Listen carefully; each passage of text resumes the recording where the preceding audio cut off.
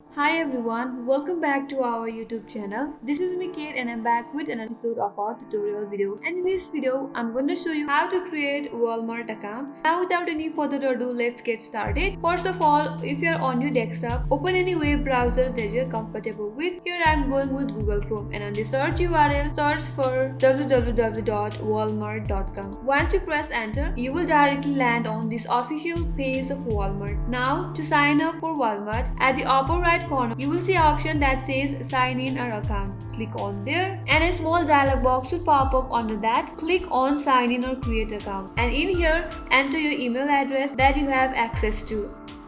Once you're done, click on continue. A dialog box will pop up again on your interface. There type in your first name and then again your last name. Below that you have to create a password. Make sure that your password is 8 to 10 characters long.